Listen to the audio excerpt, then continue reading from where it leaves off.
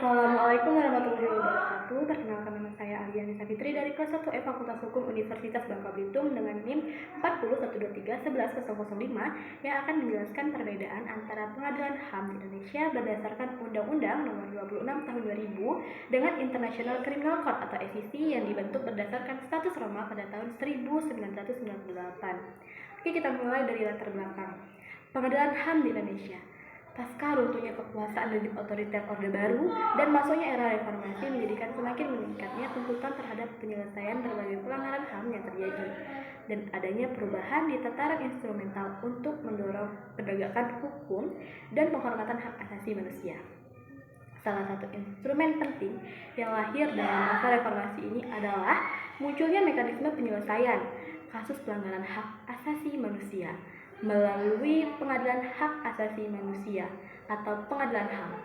Lahirnya mekanisme Pengadilan HAM dipercepat adanya desakan dari Komisi Tinggi HAM PBB tahun 1999 akibat dari adanya dugaan pelanggaran HAM yang berat di Timur Timur selama proses jajakan pendapatan tahun 1999. Kita lanjut ke latar belakang ICC.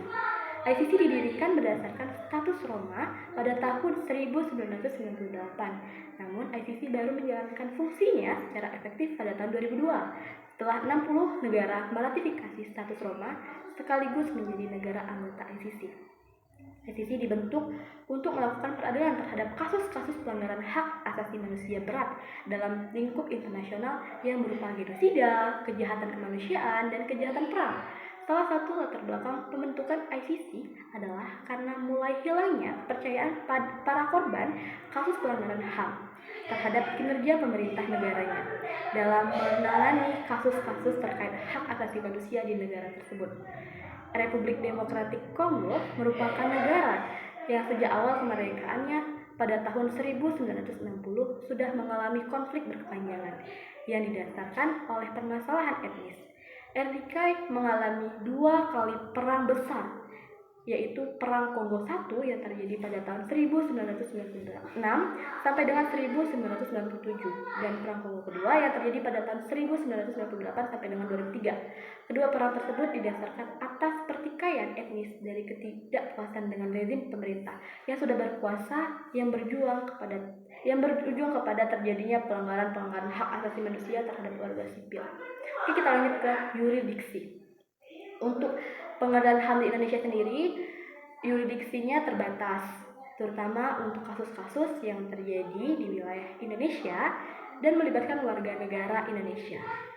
Oke, yurisdiksi secara tradisional, para pelaku kejahatan terhadap kemanusiaan diperlakukan seperti bajak laut, seperti hostis humani generis atau musuh umat manusia. Dan semua negara, termasuk negara mereka, bisa menghukum mereka melalui pengadilan domestiknya. Dengan ketidakadaannya traktat yang memuat prinsip mengekstradisi atau mengadili, yurisdiksi universal ini sebenarnya bersifat memungkinkan dan bukan memaksa. Namun seperti dicatat di muka, beberapa pakar menganggap bahwa hukum kebiasaan internasional tidak hanya mengizinkan pengadilan terhadap pelaku kejahatan terhadap kemanusiaan, namun mewajibkan pengadilan terhadap mereka dan sebaliknya melarang pemberian amnesti bagi orang-orang tersebut. Oke, sementara itu untuk ICC atau International Criminal Court memiliki beberapa yurisdiksi dalam menjalankan tugasnya. Antara lain yang pertama itu ada personal jurisdiction, merupakan yurisdiksi ICC yang menggunakan subjek yang dapat diadili. Yang kedua, itu ada material jurisdiction, merupakan yurisdiksi ICC terkait tindakan atau materi apa saja yang termasuk kewenangannya. Yang ketiga, itu ada temporal jurisdiction, adalah legalitas di mana setelah ICC ini dibentuk dan disahkan. Keempat, ada territorial jurisdiction, merupakan yurisdiksi ICC mengenai di mana saja, apa saja yang mereka lakukan dan melaksanakan yurisdiksinya. ICC ini mengembangkan metode human security sebagai sarana yang bertujuan untuk membantu mengembalikan keamanan warga Rohingya. Metode selanjutnya adalah humanitarian action. Humanitarian action menawarkan kepada aktor internasional seperti organisasi internasional dan non-government organization untuk mengatur krisis kemanusiaan yang sering terjadi berkaitan dengan konflik antar atau dalam negara. ICC memanfaatkan metode ini untuk terjun dalam proses melindungi hak asasi manusia dalam warga Rohingya dan penyelesaian sengketa tersebut. Oke, kita lanjut ke prinsip. Pengadilan HAM di Indonesia pasal 43 Undang-Undang Nomor 26 Tahun 2000 yang berlaku untuk lokus dan tempus delicti tertentu mengacu pada bentuk pengadilan internasional ad hoc yang antara lain memungkinkan berlakunya prinsip retroaktivitas. Prinsip retroaktif ini menjadi ketentuan yang paling banyak diperdebatkan karena dianggap bertentangan dengan asas legalitas dalam hukum pidana. Seperti diketahui bahwa kejahatan terhadap kemanusiaan dan kejahatan genosida sebelumnya memang belum dijadikan delik tersendiri dalam hukum pidana kita. Dalam Kitab Undang-Undang Hukum Pidana atau KUHP yang ada adalah kejahatan yang berupa pembunuhan, perampasan kemerdekaan, penyiksaan, dan penganiayaan, serta pemerkosaan yang sifatnya biasa. Kita lanjut ke ICC. Hukum pidana internasional didasarkan pada prinsip-prinsip penting seperti yang pertama tidak ada kejahatan tanpa hukum, kedua tidak ada kejahatan tanpa hukuman, dan ketiga tidak ada kejahatan tanpa prinsip yang adil. Nah, prinsip-prinsip ini menegaskan pentingnya keputusan hukum, hak asasi manusia, dan perlindungan korban.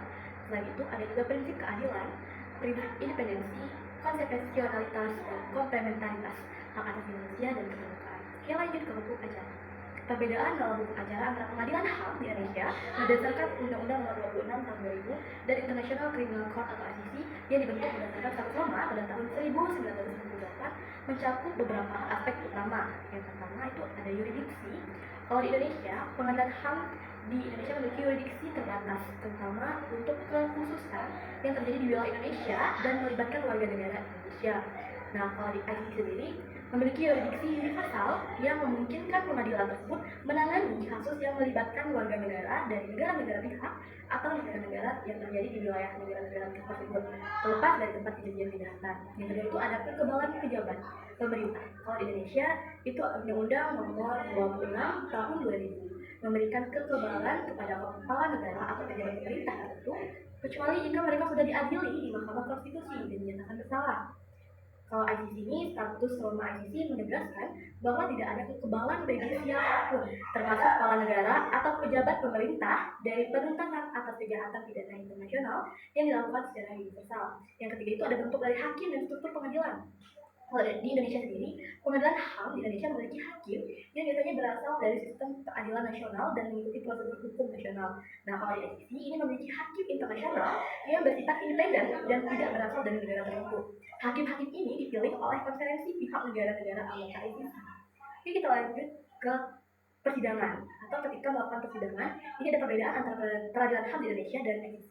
Kalau di peradilan HAM di Indonesia, proses yang akan dilalui dalam penegakan hukumnya, contohnya di dalam pelanggaran HAM berat adalah proses penahanan, proses penangkapan, penyelidikan, dan penuntutan yang dilakukan oleh jaksa agung. Proses acara pemeriksaan di peradilan HAM dan pelaksanaan putusan pelanggaran HAM adalah berada dalam tindak pidana umum. Melakukan penegakan hukum terhadap pelanggaran HAM berat, maka dilakukan proses yang harus dilalui dalam melakukan penegakan hukum tersebut.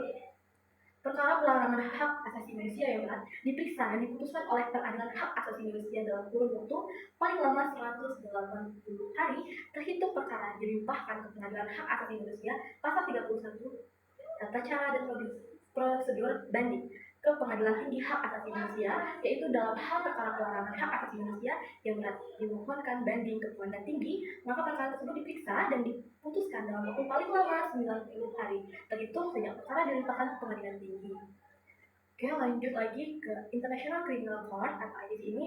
Selama seluruh tahap persidangan, pra peradilan, persidangan dan banding, terdakwa mempunyai hak atas informasi dalam bahasa yang ia pahami sepenuhnya, sehingga persidangan ICC dilakukan dalam berbagai bahasa dengan tim penerjemah dan penerjemah yang bekerja. Hakim pra peradilan mengeluarkan surat perintah penangkapan dan memastikan adanya cukup bukti sebelum suatu kasus dapat disidangkan.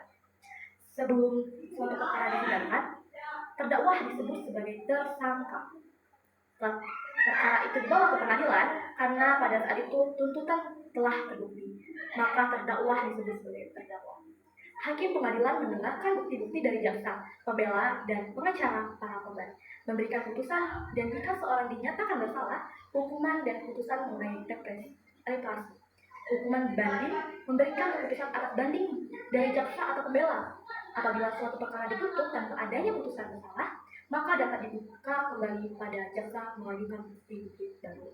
Oke, sekian dari saya. Saya akhiri. Wabillahi taufiq wal hidayah. Wassalamualaikum warahmatullahi wabarakatuh.